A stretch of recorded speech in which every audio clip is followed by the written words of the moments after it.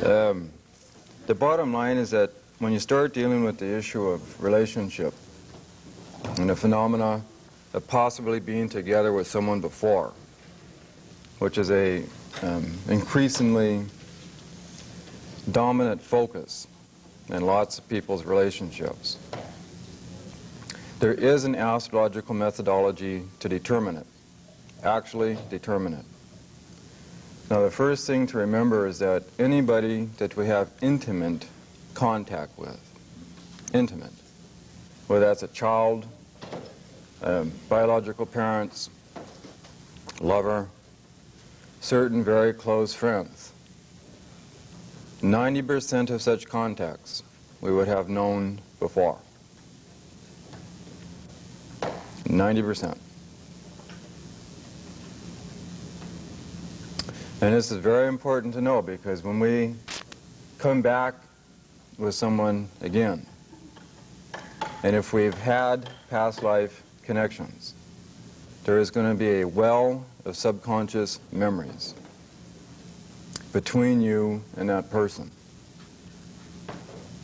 So that if you have unresolved issue or unresolved karma, as soon as you interface, it can serve as an ignition point for those memories.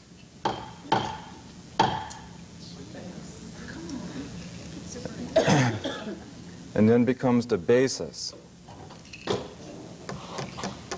of what we can call illogical and or irrational emotional reactions towards one another that have no rational basis from this life's point of view. You understand my point? Yes. And of course, until such people understand the phenomena of prior life, this kind of emotional reaction or reactions can be incredibly confusing. The point being that these reactions will be rooted in the emotions and can translate into emotional complexes and or compulsions relative to behavior towards a partner. Always keeping in mind that emotions are stronger and are more intense and are more controlling than an intellectual effort to change. And this can become another source of aggravation, meaning actually having a mental intent to change, and yet finding yourself operating in the same old way. Now, how many of you have had such reactions?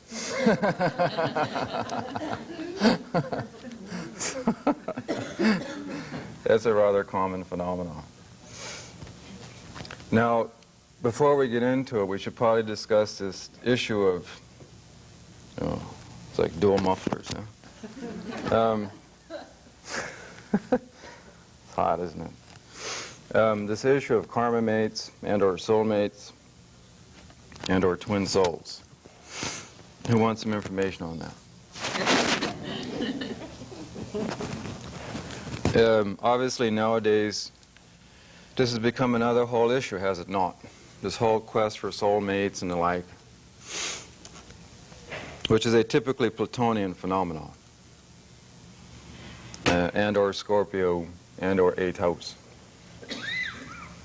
But the fact is that a soulmate kind of relationship is extremely rare. Most relationships are karma mates. So the obvious question becomes, how do you determine who's who? Now, my view of soulmates is very limited and is in direct conformity with the teachings of Jesus, because Jesus happens to spell this out. Although, of course, your current ministers, yeah. But from Jesus' point of view, a soulmate relationship are two people who have actualized their spiritual life prior to the attraction as individuals. And that the only reason to be together in relationship is to enhance and expand that spiritual growth because of and through the relationship. That means they have the same spiritual common denominator. That doesn't mean they're perfect. That does mean they have the same denominator. So when the famous confrontations, the conflicts, the hurt feelings, and so on, it can all be referred to that spiritual bottom line, which then finally leads to unconditional love and unconditional acceptance. Now, how many relationships do you know like that? So you see how rare it is. Karma mates are quite different. These will be people that we've had prior life dealings with, for sure, but that there has not been a consistent spiritual denominator, if at all, and that we have unfinished and or unresolved business with in some way. Keeping in mind the basis of what is called karma is action and reaction. If I've been deceitful towards a mate at some point prior to this life, and maybe I've done something that she was not aware of, and or he, and that sets in motion a reaction that has to be actualized at some point, can't that catch up with me at some point? Could I not possibly draw that mate again in which she's doing that to me? And yet it would not my tendency, until I understand these issues, to feel victimized. You see my point? So yes, most relationships are karma mates. That's the way it goes, eh? Now, twin souls are also obviously very rare. Twin souls simply means two souls who are in essence at the same evolutionary rate, that their level of development, their evolutionary progression is exactly the same. That the dynamics in the soul and the personality are exactly the same. When you see two twin souls, which you probably won't, they will look exactly alike, whether they're male or female. The coloration of the skin, the hair color, personalities will be almost exactly identical. The orientation to phenomenal reality the same dreams, same life experiences. Very rare. You have maybe 20 case histories out of 14,000.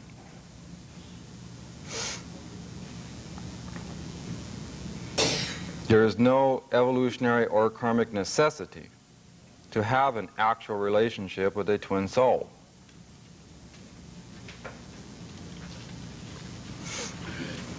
What is really possible to be learned if you're the same? It'd be like living with a mirror all of your life, huh? At some point that gets boring. So yeah, twin souls are pretty rare. Now when you start determining the past life connections, there is a specific astrological methodology. And there are ways to determine what the possible unfinished or unresolved business and or karma is. But before we do this, we have to distinguish between synastry and composite charts. Because here again is a basic confusion in astrology. What's the difference between the two? The point is that composite charts obviously are two individual charts made into one, which then describes a couple. I mean, I can have a variety of partners. My essential nature is relatively the same. But the essential nature of these various partners is different. Thus, that coupleness is different. Is it not true? So the composite chart reflects the dynamics within the relationship as a unit. Whereas through synastry, these are dynamics between people as individuals. It's a fine difference. You understand this difference? That's the essential difference.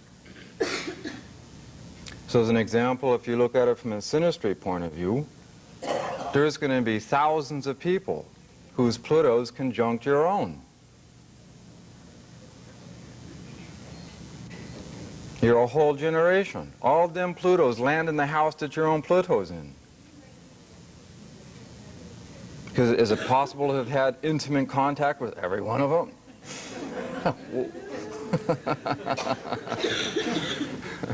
That'd be a trip.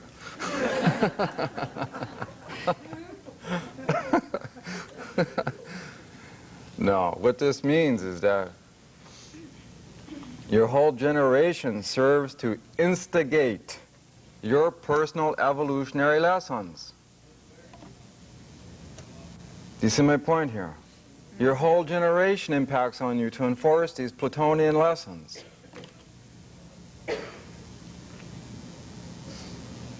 Now, relative to the ones you make choices Pluto to be with, actually call friend or intimate other, then the Pluto through synastry takes on a different tonality.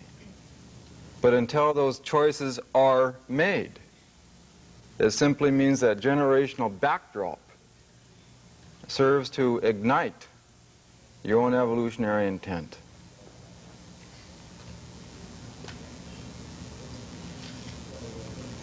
Now, from a synastry point of view, once you make choices relative to certain partners, then their Pluto, in most cases, because most relationships have a not that big of age separation,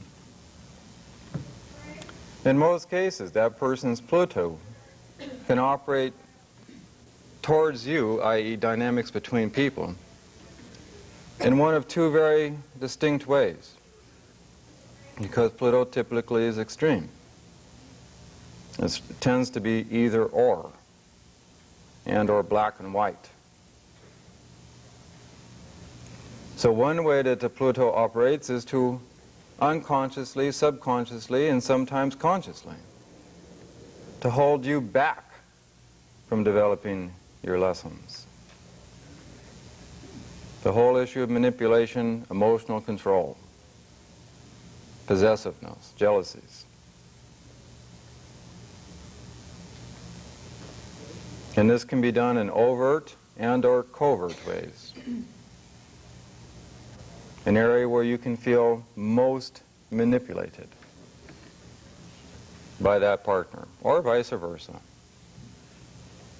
And yet that manipulation will not necessarily be overt. In most cases it's very covert, typically Pluto.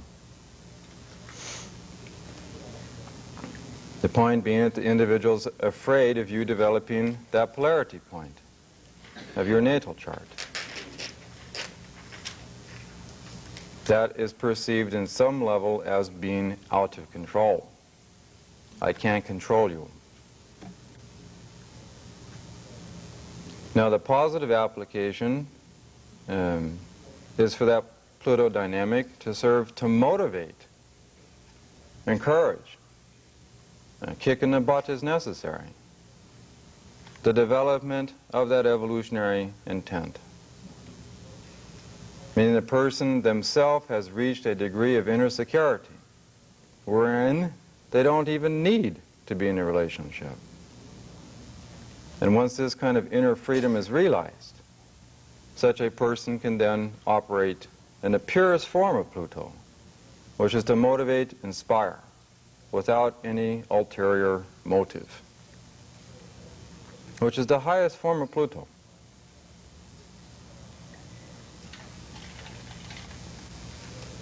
Now, these are dynamics between people. You understand my point? Now, when it comes to synastry, composite chart, now we again talk about dynamics within a relationship. If there has been past life connections, then the composite Pluto symbolizes where you have been with that person before. What kinds of experiences, what kinds of dynamics, what were the root issues or root principles or root dynamics that you and that other have been developing. The core. It can correlate where you left off with that person prior to this life. And as a result, where you pick it up from in this life, what your automatic gravitation point is, together, what area, what kind of dynamic, in consciousness, in reality. What if two people in question have composite 8th house Pluto?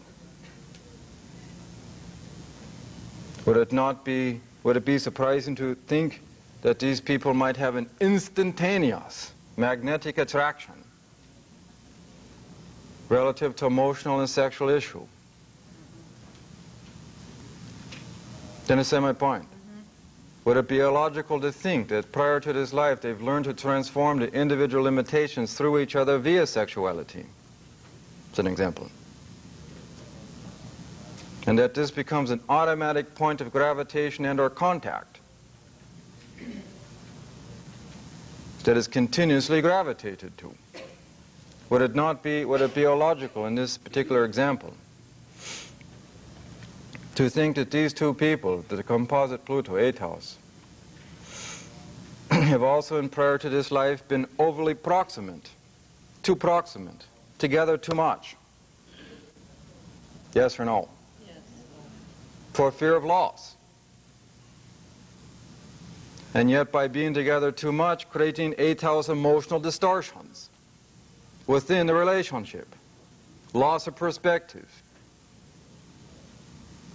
excessive mutual dependency. Do you understand my point? Is this illogical? Makes sense. And so this is where we left it off, pick it up from, gravitate to. But the current intent would be displayed in that polarity point, in the composite chart, just as you do it in an individual chart. So what is this two people learning together at this time? What's this relationship learning? Is it not now 2nd house issue? Is this not the obvious lesson of breaking these dependencies? Breaking these compulsions? Breaking these emotional addictions? Breaking these power trips that have been going on? To learn how to cast each other free with trust. And to begin to practice a bit of self-reliance. 2nd house. Through the relationship, which clearly would necessitate periods of time or cycles of time being alone, not always together, so that each could inwardly introspect on their own inherent resources and or essence to be actualized on their own terms. But if this was developed, would this not possibly generate yet more power trips? 8th house. You see my point? The interaction, back and forth.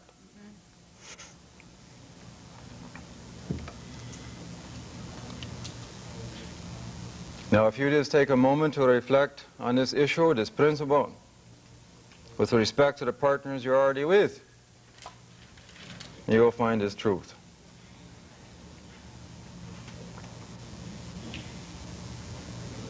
Now, and you can just go right around the houses and just do your basic astrological thing, and you can figure these things out. It's not complicated.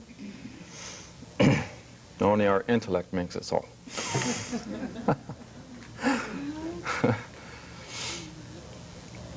Any questions on this point so far? Were you all clear and you all with me? You all waking up too? It's been a great conference, hasn't it? Yes. And it's been great. Now another part of this happy equation is we also want to look to the south node in the composite chart.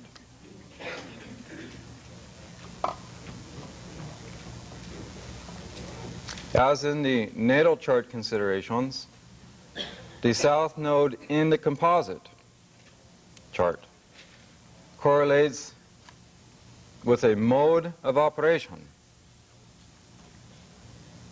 that allowed the reasons to be together within those two people to be completely actualized. An example is, say we have this 8th house Pluto, composite south nodes in the 10th house. Would it not also be likely or logical that as a primary vehicle, a mode of operation that allowed the 8th house desires to manifest, could we not also possibly see career issues here? Mutual career issue. Could we not possibly see that there's been some sort of power problem and or conflict with each other's parents prior to this life that actually served to drive the people further into themselves as a couple? A defensive response now to the parent. Could you not possibly see that, was that confusing? No. Could you not possibly see that there'd be authority conflicts too? Could you not possibly see there would be gender collisions? Who was going to wear the pants? You understand my point here? Could you not also possibly see as a mode of operation that relative to the 8th house Pluto, each one of them at various points would have emotional cycles of withdrawal, equaling depression, needing to reflect what's been going on in the relationship? South node, 10th house.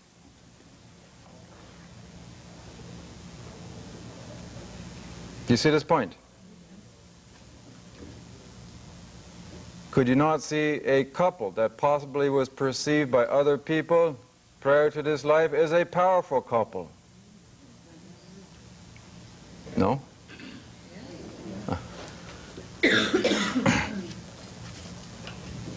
Is it not possible that these two people maybe did some work and or great work together prior to this life?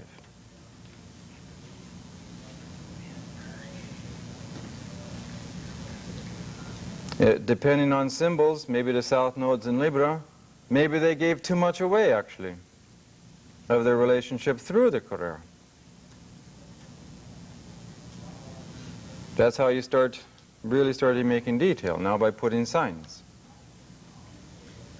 So in this particular equation, the north node in the composite chart is going to be in the 4th house. Keeping in mind that the polarity point is 2nd house, to Pluto. So again, the north node serves as a mode of operation to develop the current life intent to be together. So is not the message clear? I.e., it's not that the career issues go away for either one of them. But it does mean that the focus, the attitude towards, how it's approached, will change. And this means if, as an example, the south nodes in Libra, if they had given too much away, too much power, too much of their emotional energy, actually leading to a bit of emotional distancing, then the north node is in the 4th house.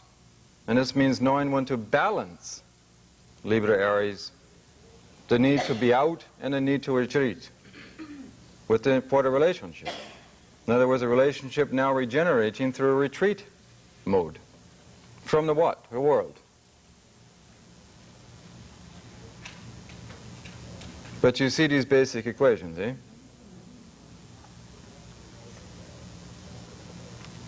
Yeah? What house system do you use if you're referring to house systems? Well, for evolutionary purpose, I used what's called the porphyry system. What was the question? Could you repeat the question and the answer? The question is, what kind of house system do I use for these purposes? And the answer is porphyry.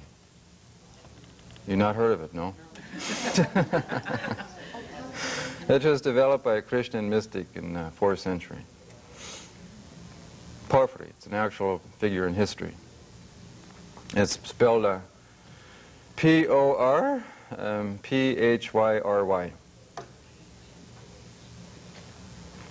And it's simply, it reflects the law of the Trinity, the law of three. Do you use that system for everything? I'm sorry? Do you use that system for everything or just for this evolutionary? Well, yeah, but that's all I do. So, it's so yeah, it's everything. How do you get a chart done like that? Does a computer do it? Yeah, some of the computers have it in their program, but the mathematics are very simple. Do you want to know the mathematics? Sure. You just take the amount of degrees separating midheaven and ascendant, i.e. your normal prime vertical and horizontal. Take the amount of degrees of separation, divide by 3. That will equal a quotient, or a number, which you now add to your existing 10th house cusp, which makes the 11th house cusp. You take the same quotient, add it to the 11th house, it makes 12th. Similarly, you do this from ascendant to IC. This will be your porphyry cusps. It's very simple.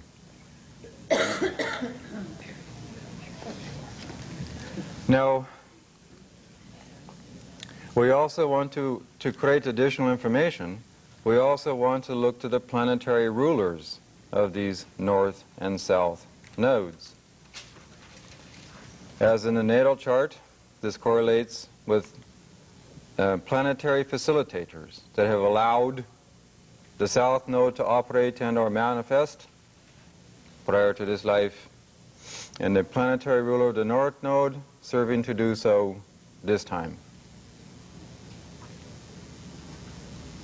An example, what if in a case example we've been building, let's say that the ruler of the north node this time is in the 12th house. And let's assume that the individuals in question are in an individuated to spiritual state of evolution, relative to the need to retreat from the worldly obligations. Would this not tend to suggest periodic retreats into spiritual environments as a form of renewing the emotional bonds within the relationship?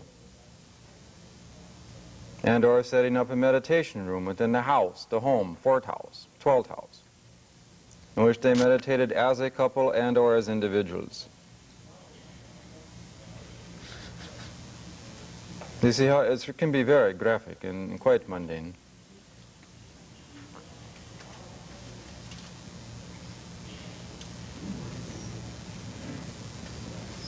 So as you have, this is, as in the natal chart, this little formula correlates with the karmic evolutionary foundation in that composite chart. And once you have a grasp of that foundation, then whatever other planets you see in that composite chart can be understood rightly, in a sense of contributing to the evolutionary equation this time.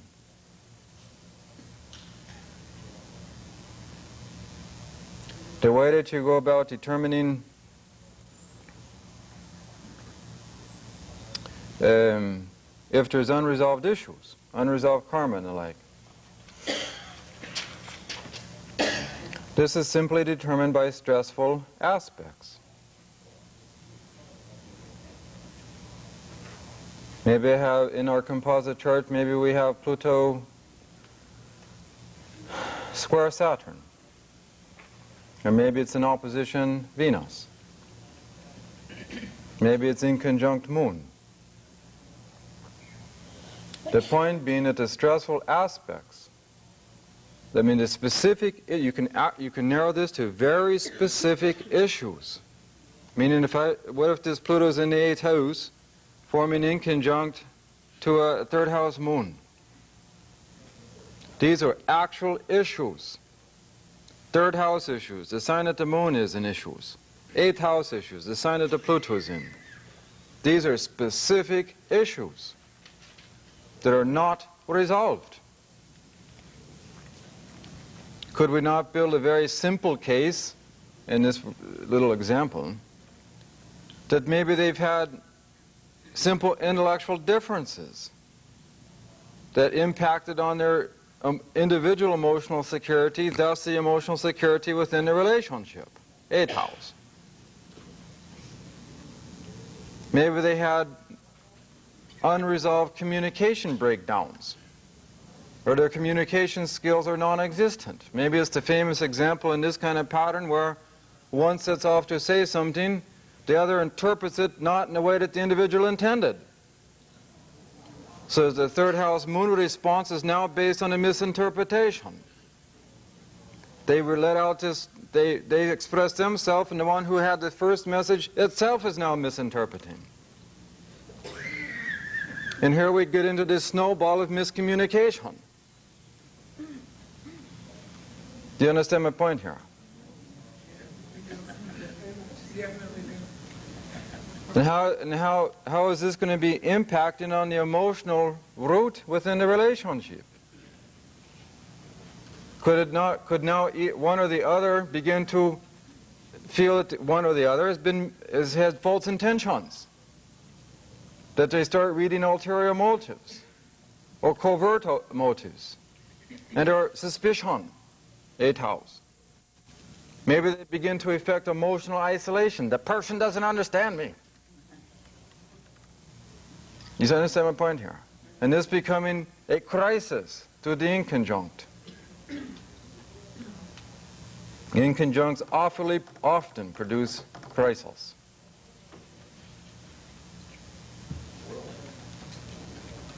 But you know, if you examine the nature of crisis, what do we find? It invariably leads to analysis. And the analysis in the long run uncovers the reasons or causes for the crisis at some point, which then promotes self-knowledge. Some of us learn in this way. All you Virgos.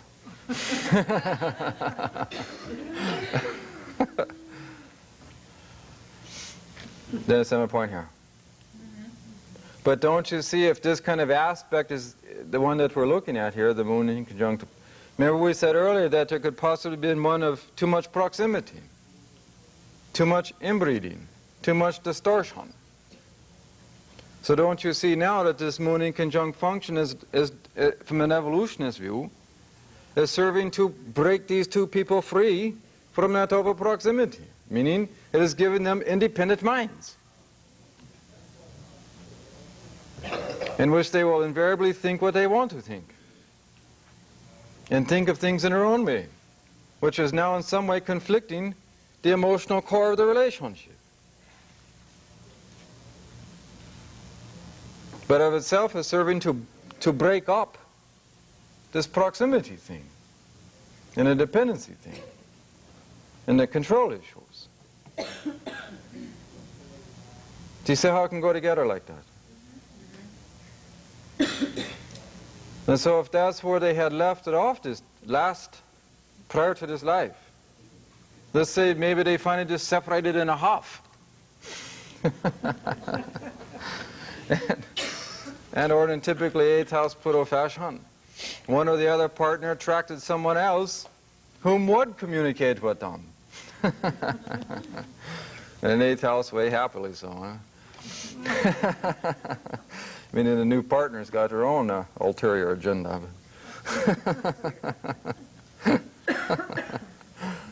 Do you see my point here? And could this not have led to a separation? Maybe somebody feeling horribly deceived and or used.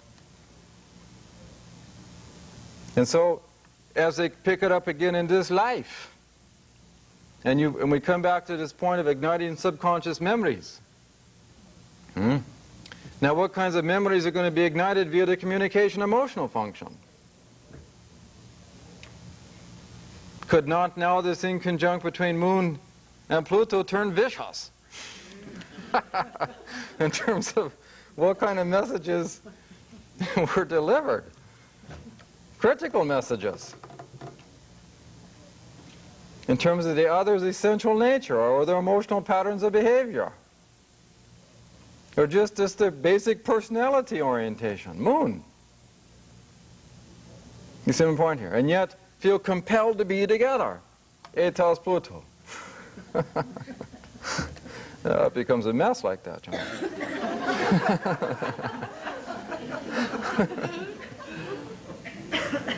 Is this making sense? I'm just trying to wake up too, you know.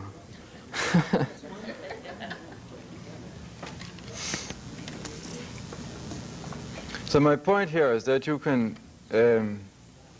take all these different kinds of aspects and you just link them to the actual houses / issues and or dynamics that they manifest through.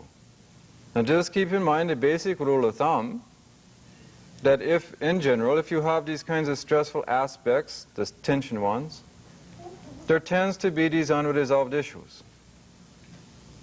And if they are unresolved, they do contribute to subconscious memories which themselves are not resolved. And then become the basis of these irrational, illogical, emotional reactions. Because in this case here, this Pluto Moon, those are two people who would have a mental intent, third house, to change their patterns of emotional behavior, Moon, Pluto. And yet, until the issues are addressed, actually looked at objectively, the old emotional reactions would prevail. The point being that if there's an inherent insecurity, one or the other or both would undercut, covert Pluto undercut what the other was thinking and are wanting to think, or how they were trying to put together their view of reality. Because that would be perceived, Pluto, by one or the other as threatening to their ability to control. And thus they try to undermine it, to look for loopholes in the intellectual argument, so to speak. And by finding the loophole, it tells Pluto restating their own view, i.e. control. You see how it works? Any questions on this point?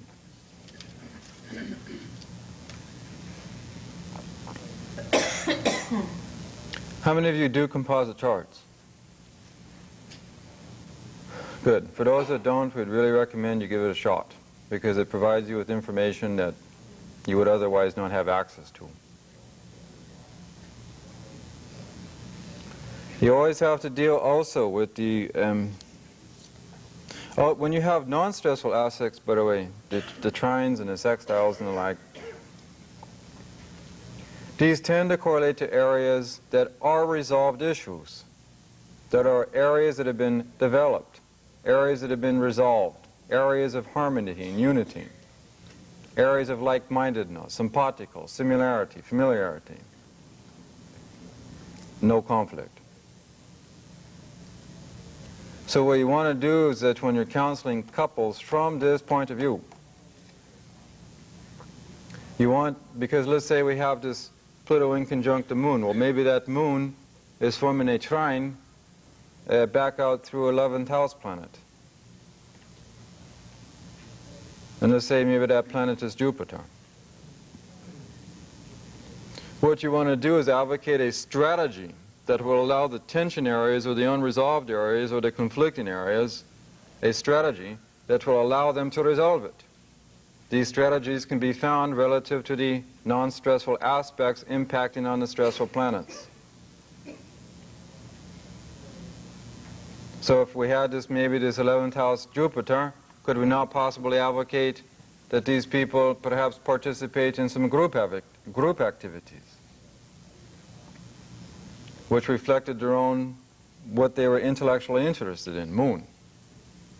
And now exposing the couple / the two people to other ideas in a group context would help, which would then help the couple objectify what they themselves were trying to understand. And certainly creating a Jupiter lesson of the view of relativity, i.e. all paths are relative. There's no absolute truth other than relativity.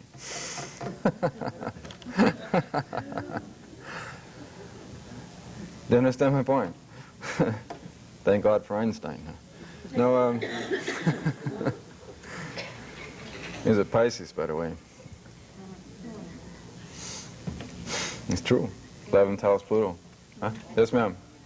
Do you take into any credence the 0-degree plants or the 29-degree plants? Oh, absolutely. In both cases, they correlate with the archetype that we call mutation. And mutation simply means one form metamorphosizing into another form, a leap. So when you do the 29-degree thing, that means that an entire cycle is culminating. Much time that has preceded us. And they have to culminate it. And this makes a frustration. Because, of course, they have the vision of what's ahead. You see my point? Whereas the 0-degree, they have a whole bunch of memories, subconscious, of what has been before. And this brand new cycle that they're now in is undefined. So the temptations to gravitate, so it's kind of a push-pull thing. What I'm thinking is moving at 0 and 2 other planets at 29, like Sun, Uranus at 29 and 0. Yeah. Well, both archetypes apply now. So when you see it at 0, you want to, if you're counseling, you emphasize that new cycle, not going backwards. If you see the 29-degree, you emphasize completion. And just cooperating with that, no matter how much frustration it is. I saw another hand waving. Where is it? Here. Based on the law of 3, can you describe that? The Trinity.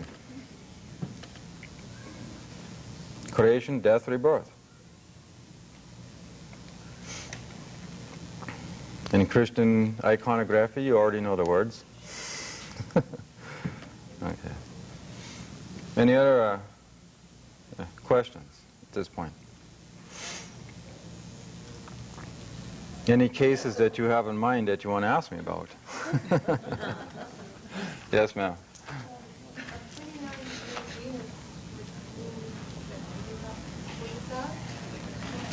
Yeah, when you have a 29-degree symbol like that, 29 degrees Venus. That means from an evolutionary view that, yes, almost all relationships that you will have in this life are coming under this culmination archetype, i.e. you're going to draw to yourself people that you've had prior life contacts with as a 100% rule to culminate so that you can engage in a brand new cycle. You see my point? Yeah. So of course that elicits all these unconscious reactions, doesn't it?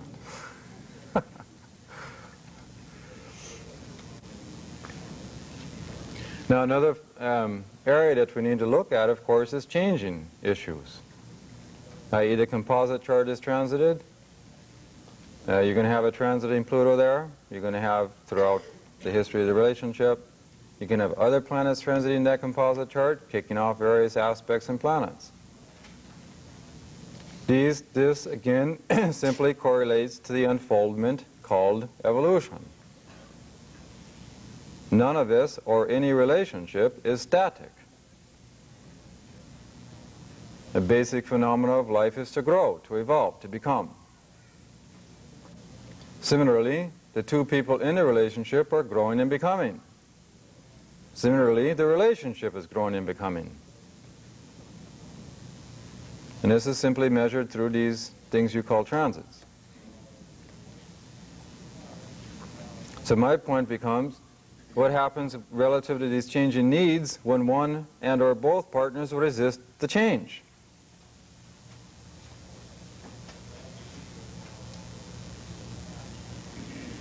These changes will be synchronistically reflected in the synastry charts. There's no wild cards. Let's say all of a sudden I have a transiting... What? Stop. You know what you just said, and you're standing up there with the shirt that says Joker.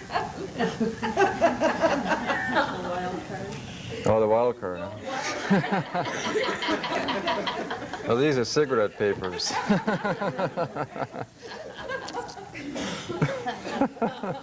From France. Huh? Not really there. Oh, God. Thank God for sleep. But let's say I have a transit in Venus now moving through my natal third house. And would it not be clear that relative to my changing needs in relationship, transiting Venus now, that I would have at least a transitory need for different kinds of communications and or to bring to myself different kinds of information so that I can learn how to relate with myself, Venus, in a different way. If I start doing this, am I not going to start relating to my partner in a different way? Maybe it simply correlates to a time in which I need to engage in a transitory strategy of communication with my partner. Maybe certain emotional and or other kinds of issues have been building up which we have not addressed. And now it's time to. But what happens if I communicate such a message to my partner and my partner does a Scorpio thing, says no? Is intellectually defensive, emotionally threatened. And what happens if I keep giving out this message over a length of time and I still get no response? Is it not going to be now possible for me, Venus, to magnetically project a vibration, Scorpio, that will now attract someone else, Venus, who will be quite willing to communicate with me? You understand my point? And is this not going to make possibly my existing partner even more threatened?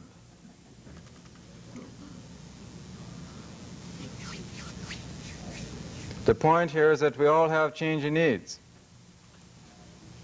For a relationship to remain healthy, it has to evolve, not issues in possession and control. Because that's a surefire way to lose the person you want to be with in the end.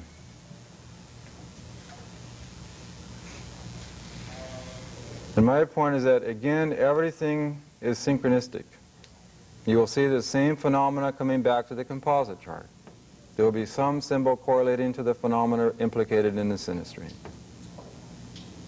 And this is one of the magics of astrology, because it tends to provide duplicating messages.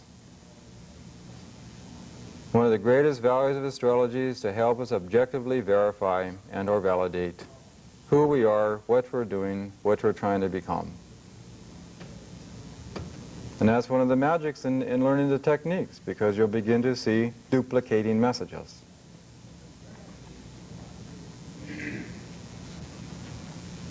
Now, how many of you have been with partners who have refused to change? Well, you know the results, don't you? They're not pleasant. So, now the key issue, and unless you're going to have more questions for me, I'm going to end it on this note because I'm tired. Is this current transit of Pluto through Scorpio, and how this impacts on relationships. Because most of you have, I'm sure, felt, since Pluto has been in Scorpio, that somehow time and space have been intensified. And relative to Uranus moving towards a Capricorn, time seems also be speeding up, does it not? Keeping in mind that Capricorn correlates with time and space, Uranus accelerates.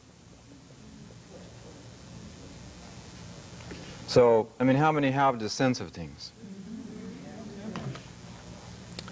So, the bottom line is that, as especially for those in the counseling arts, what you have seen since Pluto has gone into Scorpio is that there's either been a recommitment within couples regeneration, and or there has been an acceleration of the separation process, Scorpio. What, from an evolutionary view, is happening? A planetary view. We'll use the analogy of a pinball machine, eh? The solar system's in a massive state of change. The planet's in a massive state of change. The people on it are in a massive state of change. So the ultimate issue is one of survival. It's Taurus, the polarity point. And all the adjustments we have to make at all levels of reality, economic, political, etc., atmospheres, what we're doing on the Earth, to affect the long-term survival of species, of planet. So from a relationship point of view, relative to the pinball, in effect, the universe, for those couples who can no longer grow together, they are being made to go apart. And such people are being replaced with other people for the long haul. You understand my point? For those who have the ability to keep growing, to go beyond existing limitations, they are reaffirming their commitments.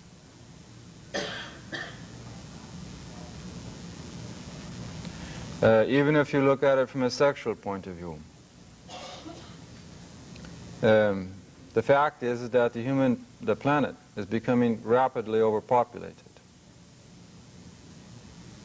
There was a projection made by whoever these people are about how many people could actually live on the planet, the maximum mass. And it came out to be somewhere around 12 billion. They project within 50 years there will be 40 billion. So with respect to survival of the species, what do you think has been happening? It means that within many males and females, they are losing their ability to reproduce.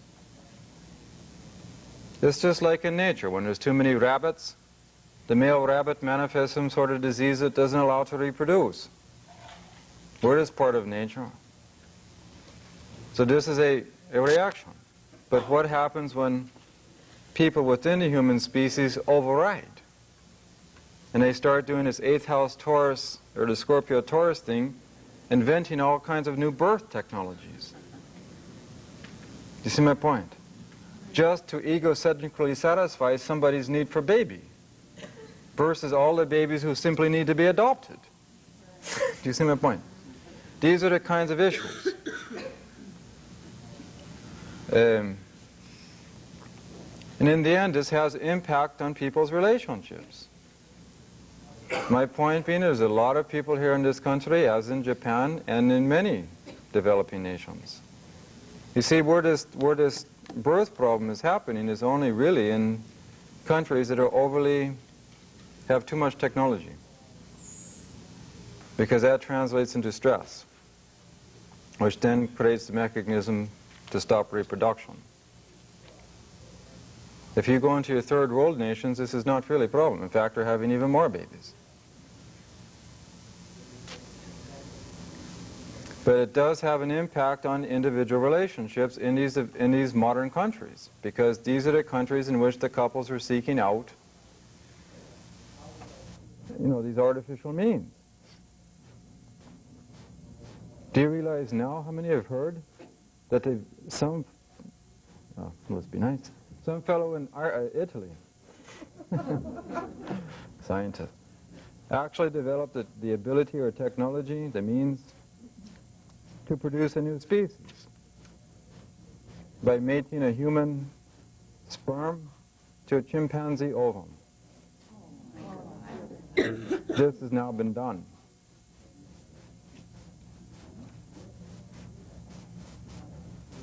And they asked the fellow, again, we're being nice, why? And his view is to create a subservient race, to have these kinds of entities in the factories. Yeah, right. This is obviously a gross example of Pluto and Scorpio and the messing around with the reproduction process.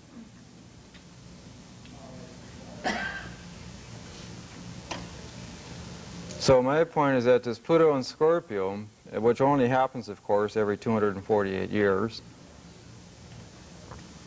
and when it's combined with Neptune and Capricorn, only every 500 years.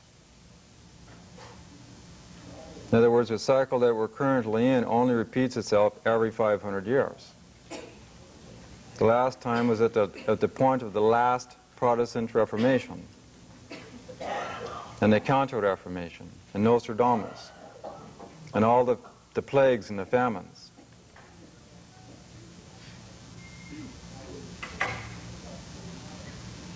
And for how many have studied history? It can be quite illustrative. The cycle that we're now in was on the planet when the man Jesus manifested. That's right, he was put on the cross with Neptune and Capricorn.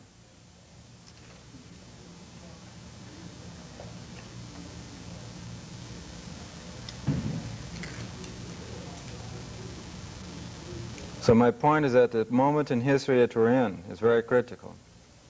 Because when Pluto's in Scorpio, it brings things to a head that have been in motion for 248 years.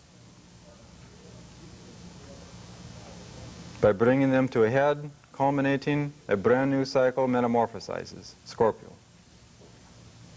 So the collective choices we make, Scorpio, determine exactly. I mean, you've all heard these doomsday scenarios, haven't you? Yeah. How many believe that they're fated to happen? Thank you. But it does depend on the choices we make, does it not? If we keep on raping the planet, what do we expect? Is now Pluto and Scorpio a symbol of raping the planet? Of ripping apart the tropical forests? Of allowing all these fluorides, which are a Scorpio chemical, to accumulate in the upper atmosphere, blowing apart the ozone layer? And then they talk about increased skin cancer, Pluto Scorpio. So my point is that we have these very serious choices to make, eh? And how does this all impact on relationship? Why is it that we're with the ones that we're with now in this point in human history? If we start looking at it in large terms, it becomes rather profound. Why now? So where we end this is that simply reflect on your relationship, the one that you're with, understand what the issues are. The point being, if you each cooperate with the intent for the relationship, you will grow. If you cooperate with your individual and relationship intent, you yourself as an individual and as a couple will be in harmony with the universal needs in your own microcosmic way. If we all do this,